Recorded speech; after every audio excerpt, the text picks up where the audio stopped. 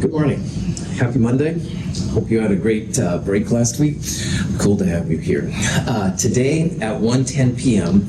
will be our last lab section, which is kind of crazy. We'll go over problem set 6, last problem set. Quiz 6 is up. It's part 1 of chapter 6 only. So it won't have electron configurations, but we will talk about NL, M sub L, wavelength, frequency, speed of light, Planck's constant, that kind of jazz. So bring your calculator. That'll be really helpful. And of course, page notes are fine. The lab we're going to do afterwards, the hydrogen spectrum lab, is a lab that is due at the end of lab. So bring a printed copy, all right? Because you'll turn it in at the end. There, you don't have to turn it in next week during finals and stuff. So bring a printed copy of the lab. And then if you do have any work that needs to be turned in, this Friday at 9 a.m. is kind of the deadline. So if you do have stuff to turn in, check it out. Questions on any of that?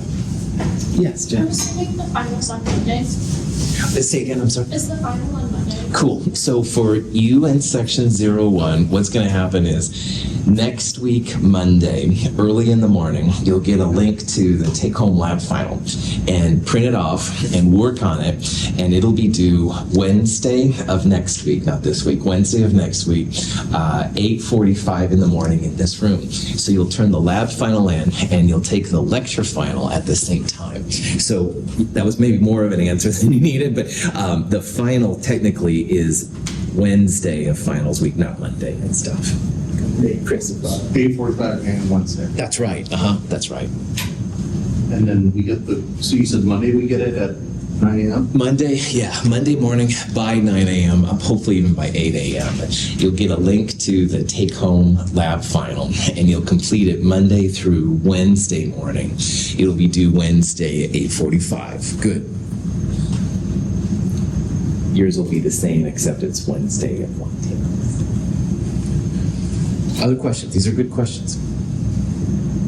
Yes. Is the lab final, is it, like, are we gonna have to do something like a lab at our house with stuff we have, or is it literally just like calculations? Calculations, that's right. So they should be, Lucas, all things you've seen already. All right.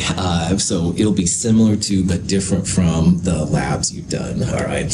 And yeah, just fill them out, take care of business, but there won't be an actual lab part or anything. Good.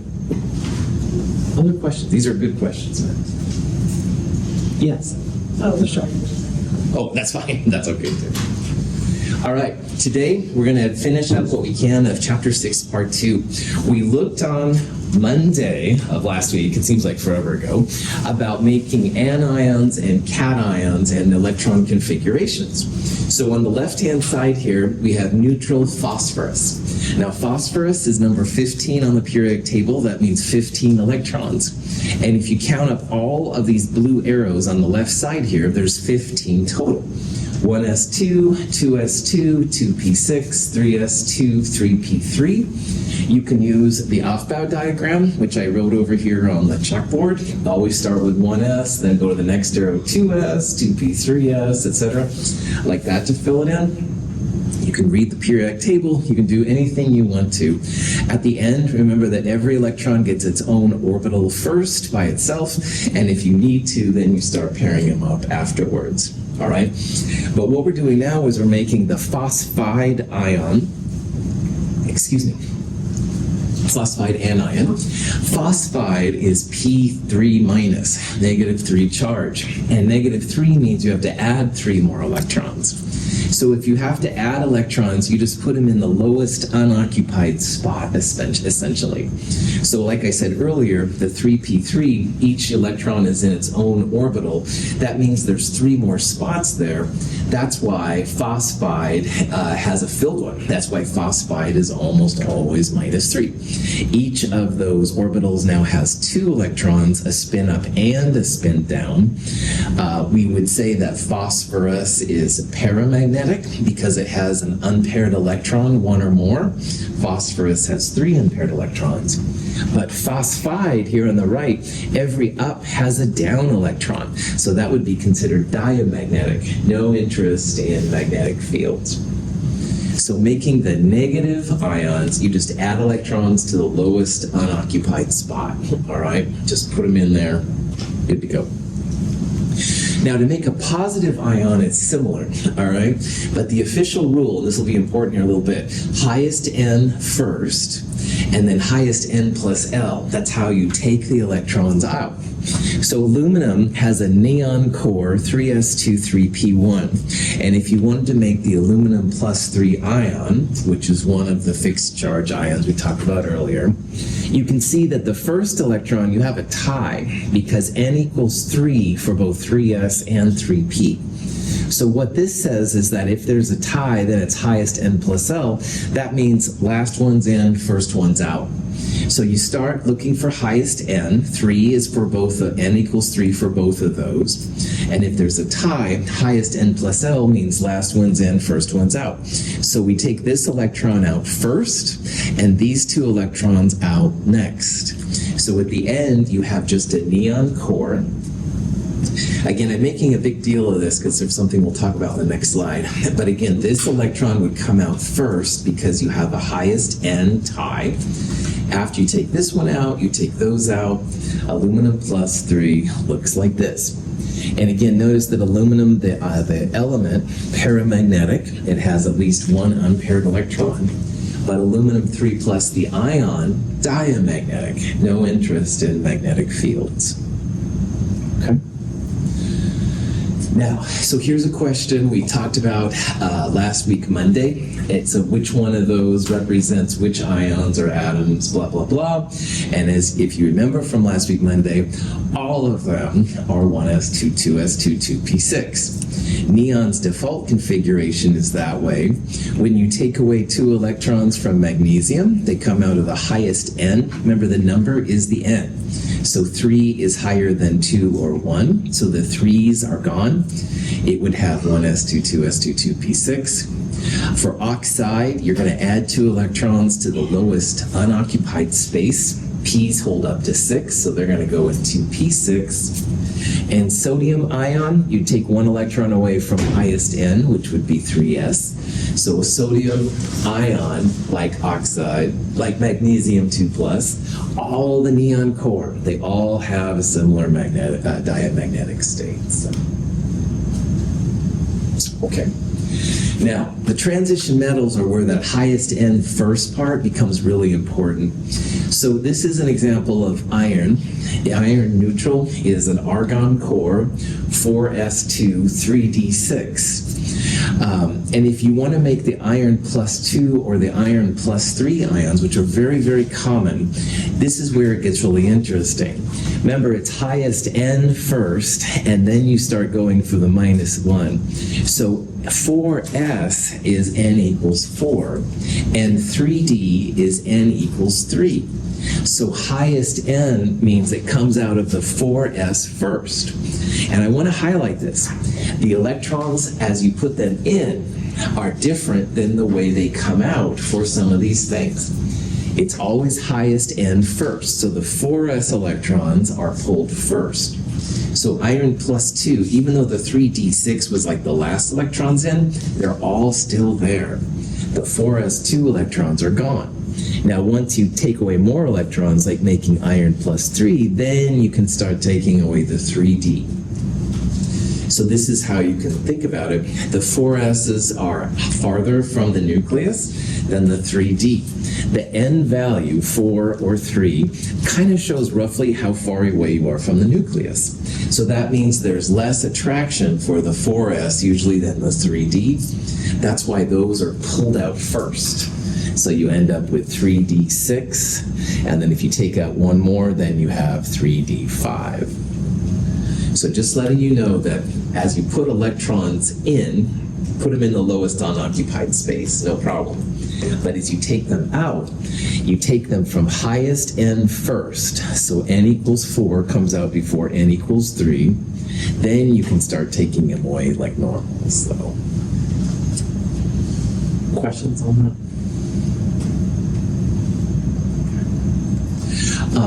The more unpaired electrons you have, the more paramagnetic something will be. And as something becomes more paramagnetic, it becomes a lot more interested in magnetic fields and stuff like that. So chemists get really interested.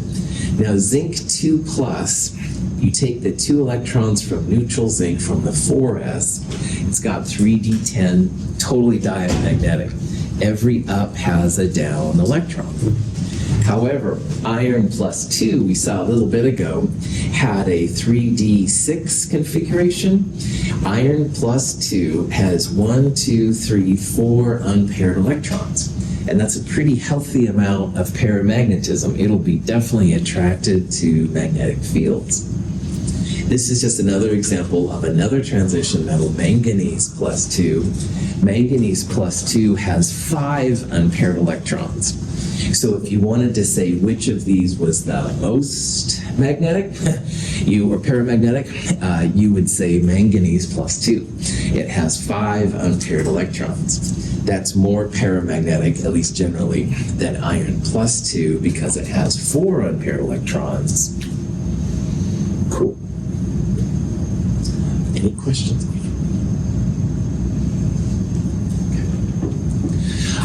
So here's a question you might see. This one says, what ion corresponds to the following electron configuration? And one of the things that's really important here is to know where the 3D metals are on the periodic table. And we saw the other day how the period number on the left-hand side will help you to find the number of the S block, which are the 2 left-hand columns, helium's over here. It'll also help you with the P block, which are the 6 over there. So aluminum, for example, is in the 3rd period, and it's a P block. Aluminum has a 3p1 electron. Transition metals, which are the B groups here in the middle, transition metals, you take the period number -1. So this is the 4th period, for example, titanium. 4 minus 1, titanium starts to fill in the 3d electrons. So when you're looking at these, this is a 3D system right here, you want something that's along that period. You want something from scandium to zinc. If you go down 1 block to yttrium through, say, cadmium right there, 5 minus 1, these would be 4d electrons. So it's not going to be rhodium. Rhodium is in that slower block right there. This is going to be something here with the 3Ds. And how I would do this, you can see that all of these are positive ions. They don't have any 4s, which are the first electrons out. This thing has 2, 4, 5, 6, 7 3D electrons. So I would start by going scandium, which is 3D1, 2, 3, 4, 5 to manganese, 6, 7. It could be a cobalt plus 2. So notice how I literally just counted over. 1, 2, 3, 4, 5 to manganese, 6, 7. And there are 2, 4, 5, 6, 7 3D electrons. Cobalt plus 2. So this is the way to knock these problems out. Nickel right next door would be 3D8. Calcium doesn't have any D electrons at all, so it's kind of silly. We saw earlier the iron plus 3 was a 3D5. This is kind of a trick to figuring out what those transition metals are. Questions?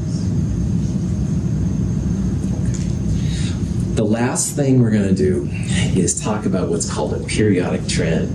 And the periodic table has lots of information on it about electrons, reactivity, blah, blah, blah. But you can also use these trends, and some of them are better than others.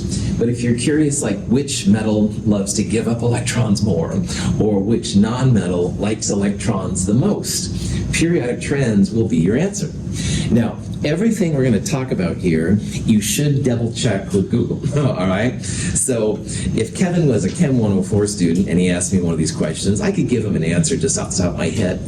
But Kevin in Chem 221, I would have more respect for. I'd say, well, I think this is the answer, but we should probably double check. And you should do the same, all right? These trends are trends. They're not perfect. I'll show you some exceptions to the trends. But when someone in the hallway says, oh my gosh, which one loses electrons the most, you can use some of these to figure out these answers pretty cool. We're going to look at 4 trends in this class. We're going to look at the sizes of the atoms and the ions. We're also going to look at ionization and electron affinity. Now, the punchline for all the things I'm going to have left to show you today is that sizes of the atoms and ions get bigger as you go left and down on the periodic table. All right? So, Catherine's curious, is zirconium or francium a bigger atom? Now you too can figure this out. Left and down is bigger.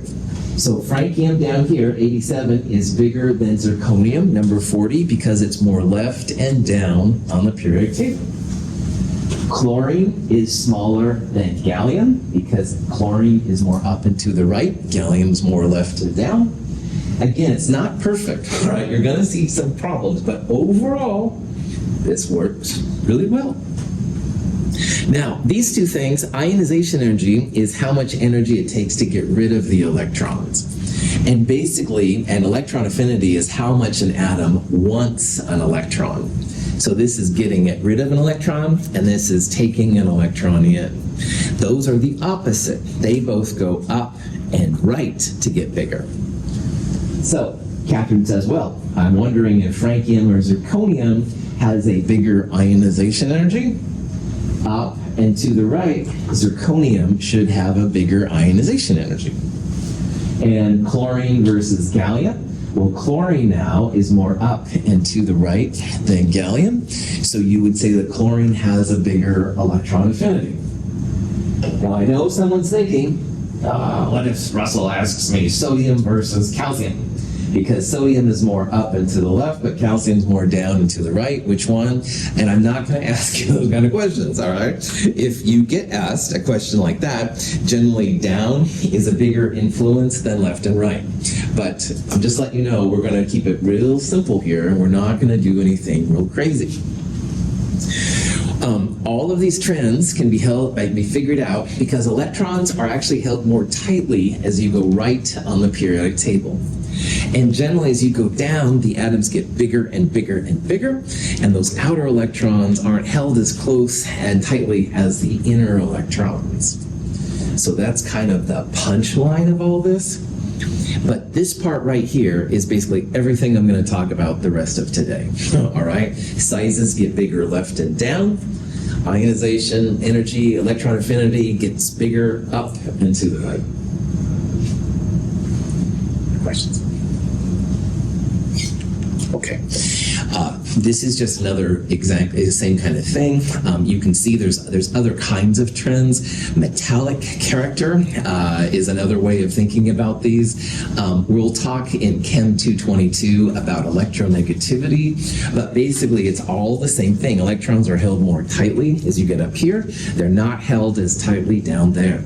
And that's kind of the punchline of how this all works out. So let's go through some examples. Sizes, like I said, gets bigger as you go left and down periodic table. And it definitely gets bigger as you go down because you start to get bigger and bigger orbitals. As that N number gets bigger, the atom itself gets bigger, all right? And those outer electrons aren't held as tightly. So, for example, Rin right here. Oh, Rin, are you using your phone? I don't care if you are, by the way, just for the record. But anyway, Rin's right here. All right, I can see her. I can see what she's doing and stuff. But Michelle back there, maybe Michelle's like texting her friends. I wouldn't know because Michelle is farther from me. All right? So I'm like the nucleus. Rin can't do anything. Well, you one, but Rin can't do anything because I'm right here, man. It's a strong attraction. But Michelle or even Manuel and stuff in the back, they can do whatever they want because I'm not paying as much attention, all right? And that's kind of the idea here. So those outer electrons are going to be a lot easier to move around, and the size of the atom will get bigger appropriately too.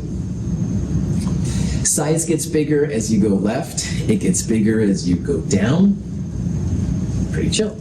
Here's some data. So we're going down the group 1A here. Hydrogen, lithium, sodium, potassium, all right? And so you can see here how this is the size. So hydrogen would be kind of like right there, and they're getting bigger as you go to the right. Going down the periodic table is usually pretty consistent, all right? So the sizes will get bigger as you go down the periodic table. Now, left and right, it's a little bit harder to see, but again, generally, going left on the periodic table, the atoms get bigger. These are actually numbers for the radius in picometers. A picometer is 10 to the minus 12 meters. It's a pretty small amount. But generally, they do get bigger as you go left as well. It's not as consistent. Going down, very consistent. Left, more consistent than not, but not perfect. Here's lots of different atoms. We're only looking at the main group ones. And again, generally, all right, they're getting bigger. But look, here's fluorine and oxygen. Oxygen is smaller. So again, these trends are a little cheesy as you go left and right. Here's antimony is smaller than tellurium. So again, left isn't as good. However, if you go down, it's pretty consistent. I don't know of any exceptions off the top of my head of them going down that's not getting bigger. So when I say these trends are a little bit cheesy, just realize they're overall trends, but they're not perfect. All right, left and down. So when Kevin asks me, for example, let's use indium versus tin, usually left is bigger, all right? But you should look up some of these because some of these are a little tricky, so Google could be your friend. All right. So this is the kind of question you might see. Here's 4 different atoms. Which one has the biggest radius? All right. And the punchline here, left and down on the periodic table is what you want to do. So boron and carbon are both nonmetals. And what else we have? Aluminum and sodium. So they will be probably smaller. Left and down, aluminum is more left and down than those. So aluminum would be bigger than that. But sodium is the most on the left of all of them. So we would predict that sodium would be the biggest atom here, left and down the periodic table. Questions on that? Okay. Now, ions, we have to separate into cations, positive ions, and anions, negative ions. And I'll show you why here in a little bit. Now, lithium is a 1s2, 2s1 electron configuration when it's neutral. But when you make lithium plus 1, you take away that 2s electron. So lithium plus 1 has only 2 electrons, 1s2. So if you have more protons than electrons, those protons are going to be really after those electrons. They're going to pull them in really tightly. So one thing I want you to know is that the positive ions are always smaller than the neutral atoms they come from. Cations, positive ions, are smaller than the atoms they came from. You can think about protons as parents and electrons as children. If you have 3 parents watching 2 children, children aren't doing anything. They're going to be good and they're going to, cross their T's and dot their I's, whatever. This is kind of like that kind of scenario. All right, 3 parents and 2 children, the children are going to be watched over pretty carefully. So the size will go down for the cations relative to the regular atoms. And I don't know of any exceptions to this rule. All right, cations are always smaller. However, this is for cations, positive ions. If you have a negative ion being formed, an anion, it's the opposite. Now, fluorine has 9 electrons and 9 protons, 9 parents and 9 children, all right? If it gains an electron to become fluoride, now it has 10 electrons and 9 protons. So now you have a smaller parent to child ratio, if you will, and those children are going to get more rambunctious. They're going to go a little crazier probably. That's a weird analogy, I know, but anions will be bigger than the neutral atoms that they came from. So you can see here that fluorine goes from 64 picometers to 136 picometers. Those protons are not able to pull the electrons in as tightly when there's more electrons relative to protons. So unlike the cations, anions are bigger than the atoms they came from. You have a different kind of a size differential. So positive ions, smaller. Negative ions, bigger. than the neutral atoms they came from. How do we figure out how to measure the? X-ray diffraction is the best way. Sometimes it's X-ray crystallography too, but X-rays, yeah.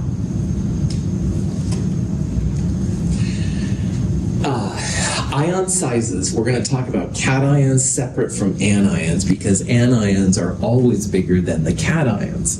But if you compare cations to cations or anions to anions, everything we're going to talk about works well. So imagine there's like a rip in the page that goes between the anions on the right and the cations on the left. And notice on the left, the purple ones in the middle, those are the cations, and they're all smaller than the neutral, lighter colored neutral atom that they came from, all right? Like thallium goes from 170 to 105 picometers when it becomes positive 3. Cesium to cesium plus is smaller. All of the cations are smaller. On the other hand, the anions, which are the darker colors relative to the lighter, all of those are bigger. But if you look at just the cations, then ion sizes usually get bigger as you go left and down. So the thallium ion is bigger than the cesium ion, all right? Reverse that, sorry. Cesium is bigger than the thallium ion because thallium is more to the right. Sorry about that. Rubidium is bigger than indium, and it's left and down. So the sodium ion is smaller than cesium ion, etc., etc. You can do the left and down thing for the anions as well. They generally get bigger as you go left and down. So oxide is bigger than fluoride, but oxide is smaller than telluride, etc., etc. But again, notice, here's a break. It doesn't get bigger as you go from bromide to selenide. So again, these trends are trends. They're not perfect. Definitely Google things if you're concerned about the person you're talking to more than anything.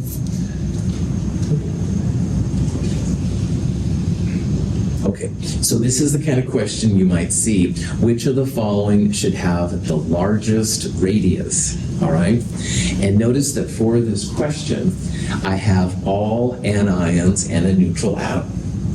So what you can do here, argon is number 18. We're comparing chloride, sulfide, and phosphide, all on that same row.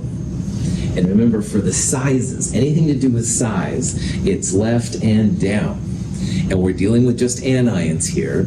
So which one of these is most left and down?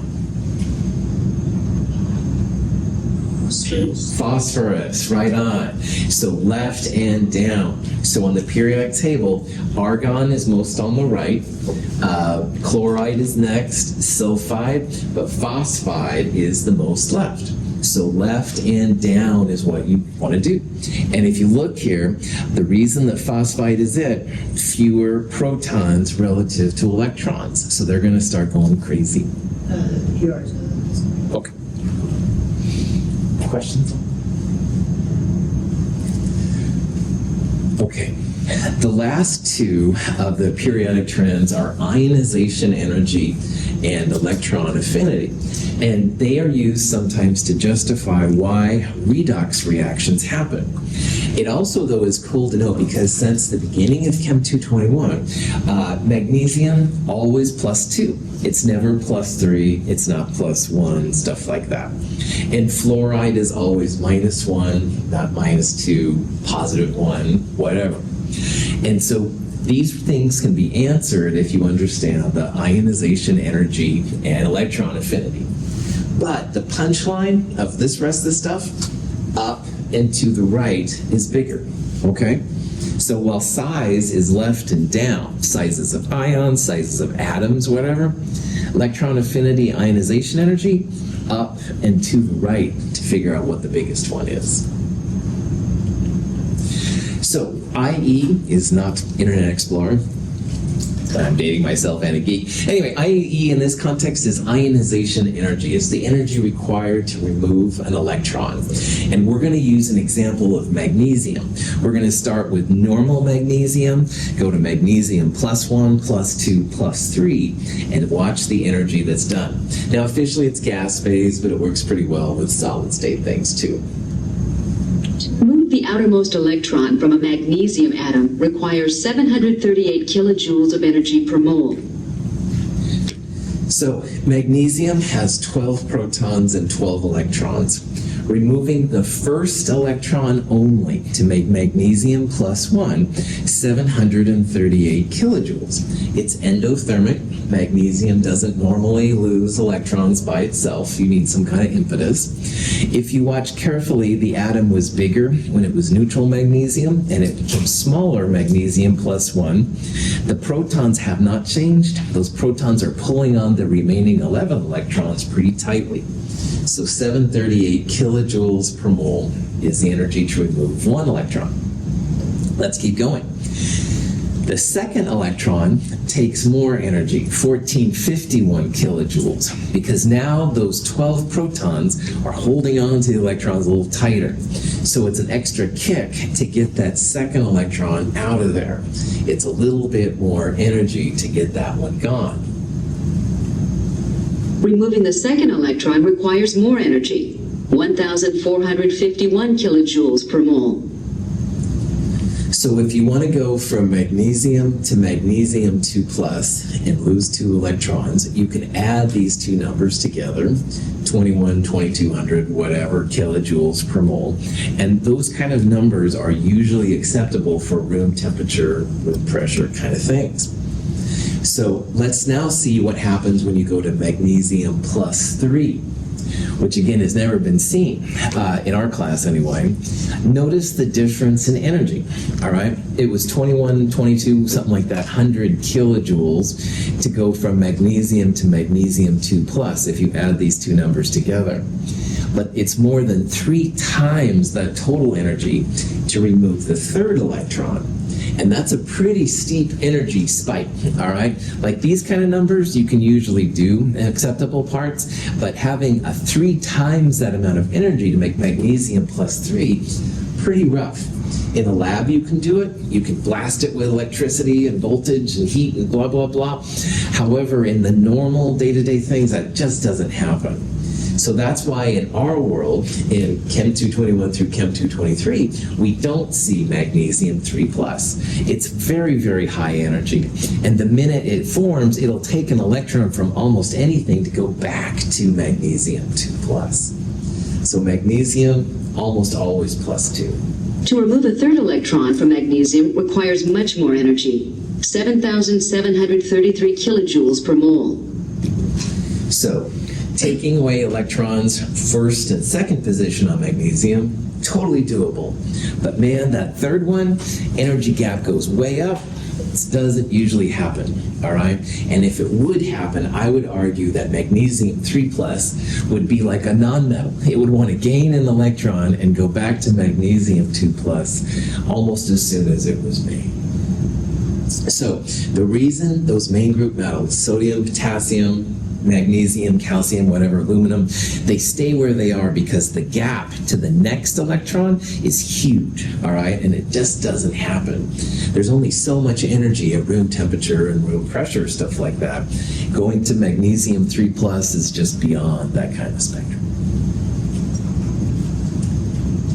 So this is a graph that people use. Now, ionization energy, honestly, is not as much fun talking about as the sizes. But what I'd like you to kind of visualize here is that more or less, as you go right to left, let's go left to right. As you go left to right, it does get bigger, more or less. Like here, there's a bounce, and then it goes down, up, down, up.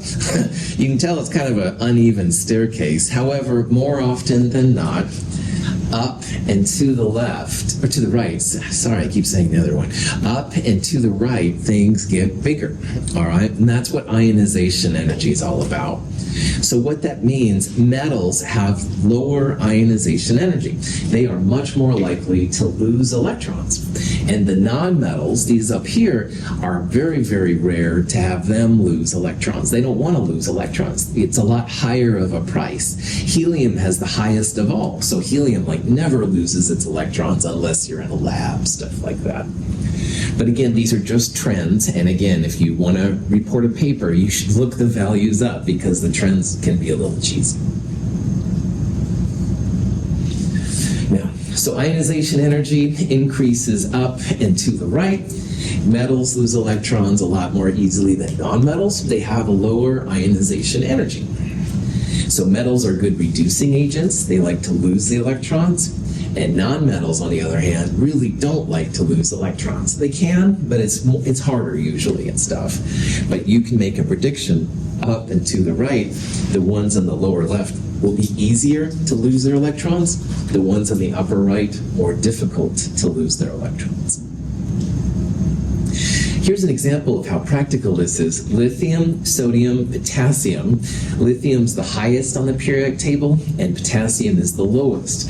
And you're going to see the reactivity is quite different. So remember, potassium is lowest. It's going to be the easiest to ionize, and lithium will be the hardest. Lithium is the first of the group 1A metals.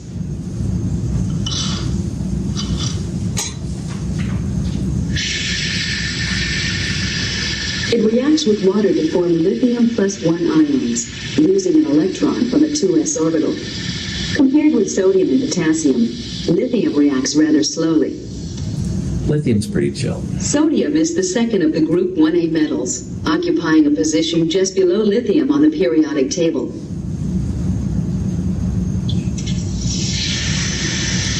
When it reacts with water, it loses an electron from its 3s orbital.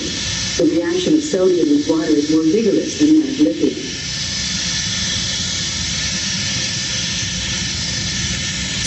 So sodium is a little bit more reactive. It's a little easier to ionize than potassium was. Potassium is the third metal in group 1A. Lower than both sodium and lithium on the periodic table. It is even more reactive with water. The valence electron lost by potassium upon reaction with water comes from a 4s orbital. So you can see how lithium was kind of mellow, kind of chill.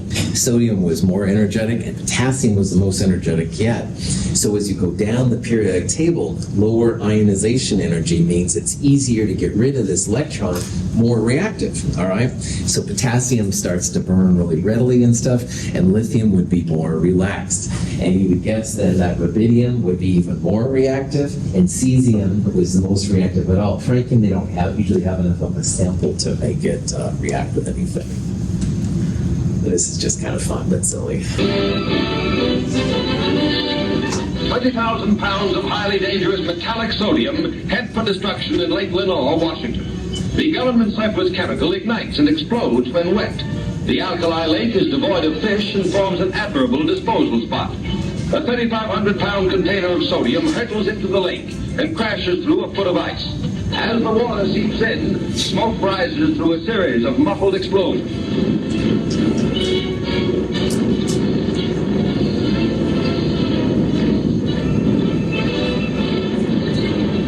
The acrid clouds billow several thousand feet over the steep sides of the lake. Disposal of the chemical by the War Assets Administration is made necessary because no public carrier will accept it for transportation to a purchaser. One after another, with varying effects, the containers go up with spectacular results as water and sodium meet.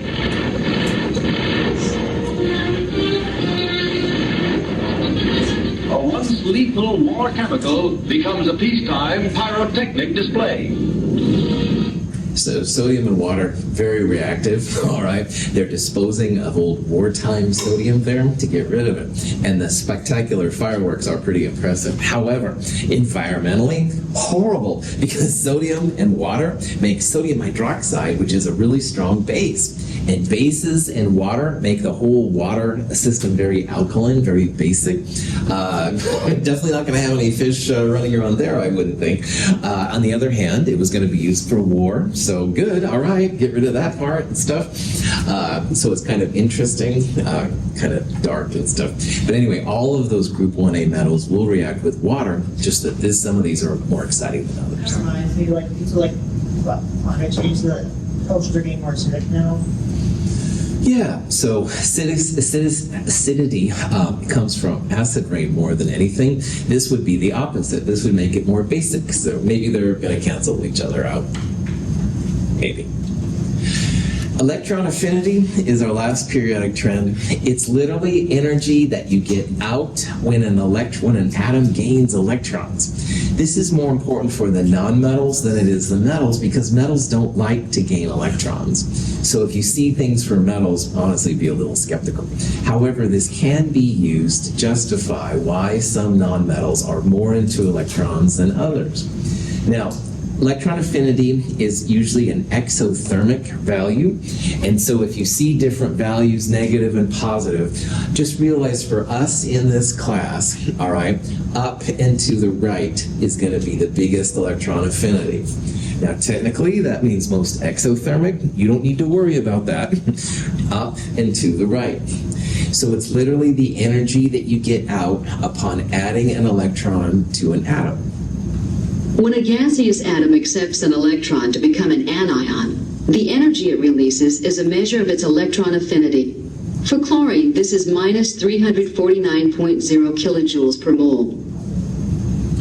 Chlorine going to chloride gains an electron. And that's actually an exothermic process. Chlorine wants that electron really bad. And so does fluorine and bromine and iodine and oxygen and all these kind of things. But they give off different amounts of energy.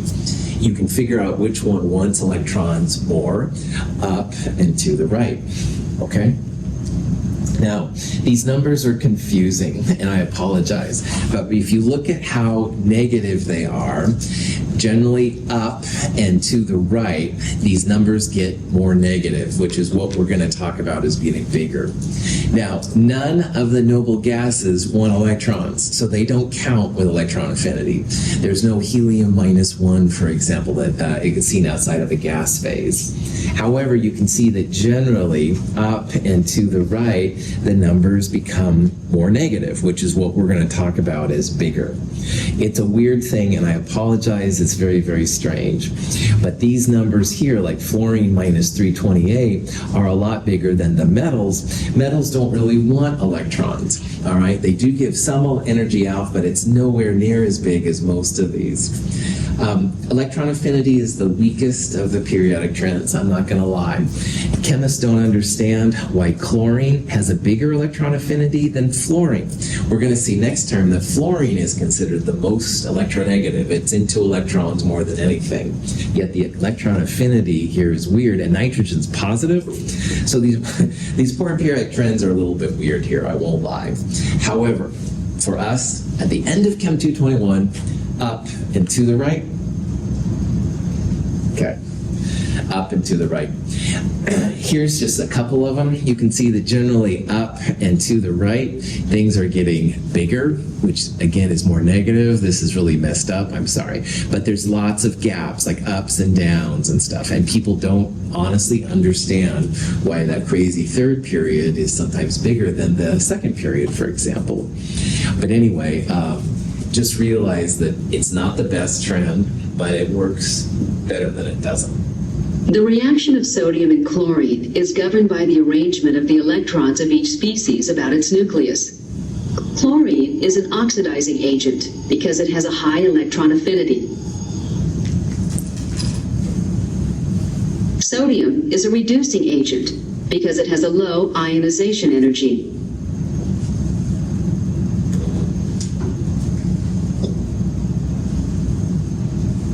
The redox reaction produces the ionic compound sodium chloride, which contains one sodium ion and one chloride ion.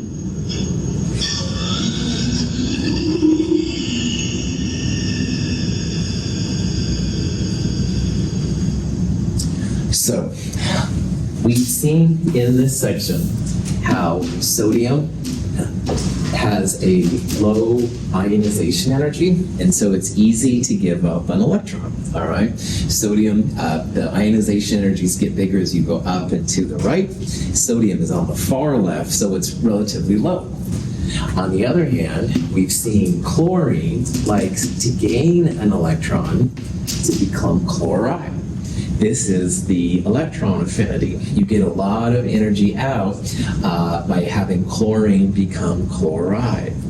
So the reason then that we've seen sodium and chlorine making sodium chloride is because, yeah, chlorine likes to gain electrons, you get energy out, the energy cost to have sodium lose an electron is not too high. So this is why sodium chloride is always positive sodium, negative chloride, 1-to-1, all right? Technically, as you know, chlorine's a diatomic, so I should add some 2's in here. Bad chemist. But anyway, this is the justification for why sodium chloride is always +1, -1, all right? It's not too expensive to have sodium lose an electron, and that goes for most of the metals, by the way. Chlorine and the other nonmetals love to gain electrons. You actually get energy out most of the time. So this is why the overall reaction is what we've done. And those crazy rules from Chem 221 on about the fixed charge metals and all that kind of jazz work really well. The transition metals, it's more variable in how much energy you get off. So sometimes it's +2 and +3, not a very high energy difference. So that's why they're variable charge and you have to use Roman numerals and stuff like that. Any questions? Awesome. Well, that is actually it for Chapter 6, Part 2. And again, the important parts is when you look at the periodic table and you want to talk about these trends, anything with size, how big the atoms or the ions are, they get bigger left and down. So scandium versus rubidium. Rubidium is more left and down relative to scandium. It's going to be bigger. Rubidium would be bigger both at neutral rubidium and rubidium plus, say, versus scandium 3+, the ions or the atoms. On the other hand, up and to the right is used for ionization energy and electron affinity. So if I said nitrogen versus fluorine, you would say fluorine has a bigger ionization energy. It's more up and to the right. It also has a bigger electron affinity. And I won't ask you questions like oxygen versus chlorine, because one is more left and one is more down. In the real world, the ones that are down usually have a more pronounced effects than the ones that are up. But that's another trend that's not very good. So I'm just telling you all my tricks here and stuff. So, any questions? Okay, I've done a few minutes early, but I think this is a good place to stop. We'll take on a review for the final on Wednesday. I'll see you today at 1 o'clock, 1:10 p.m., Problem Set 6, Quiz 6. Bring a printed copy of the hydrogen spectrum lab. We'll turn it in at the end of lab today. Have a great day.